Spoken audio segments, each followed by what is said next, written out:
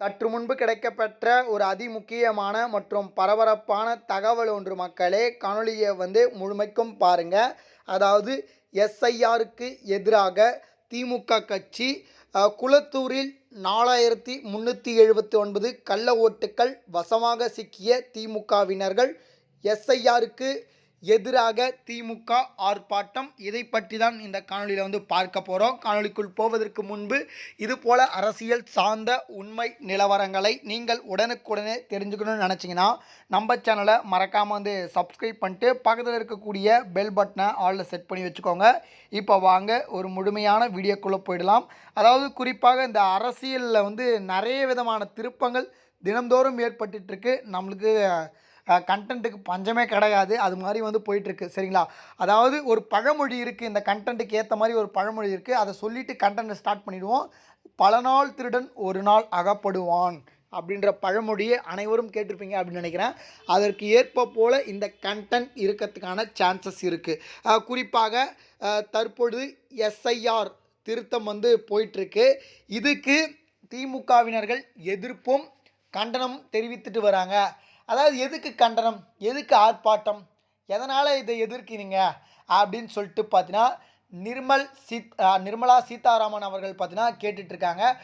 குறிப்பாக இப்போது எஸ்ஐஆர் பண்ணுறதுக்கான காரணம்னா, அதாவது அந்த இடத்துல, அதாவது குறிப்பிட்ட பகுதியில் இப்போ சும்மா ஒரு சென்னைன்னு எடுத்துக்கங்களேன், இல்லை காஞ்சிபுரம், ஏதாவது ஒரு மாவட்டத்தை எடுத்துங்க.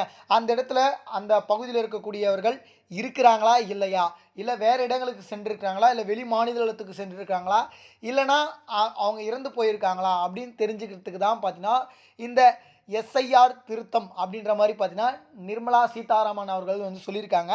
இதுக்கு திமுக எதுக்கு அஞ்சுகிறது, எதுக்கு பயப்படுறாங்க, ஏன் தைரியம் இருந்தால் இதை பேஸ் பண்ண வேண்டியதானே அப்படின்ற மாதிரி சொல்லிகிட்டு இருக்காங்க.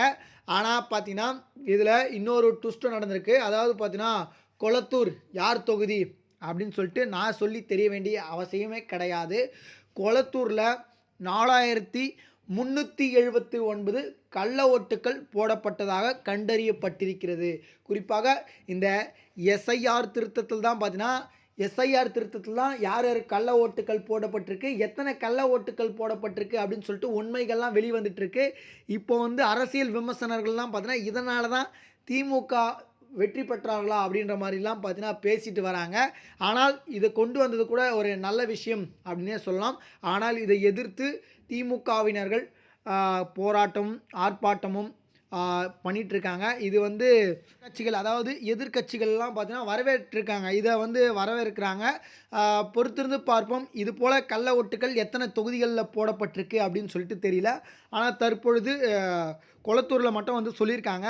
பொறுத்திருந்து பார்ப்போம். இது போல் சுவாரஸ்யமான அரசியல் உண்மை நிலவரங்களை நீங்கள் உடனுக்குடனே தெரிஞ்சுக்கணுன்னா நம்ம சேனலை மறக்காமல் சப்ஸ்கிரைப் பண்ணுங்கள். இந்த எஸ்ஐஆர் திருத்தம் வரவேற்கக்கூடியதா இல்லை வேண்டாம் நீ மக்கள் நினைக்கிறீங்களா அப்படின்றத மறக்காமல் சொல்லுங்கள். இது போல் அரசியல் சார்ந்த உண்மை நிலவரங்களை நீங்கள் உடனுக்குடனே தெரிஞ்சுக்கணும்னு நினச்சிங்கன்னா நம்ம சேனலை மறக்காமல் சப்ஸ்கிரைப் பண்ணி வச்சுக்கோங்க. நன்றி. அடுத்தடுத்த வீடியோவில் சந்திப்போம். நன்றி, வணக்கம் மக்கள்.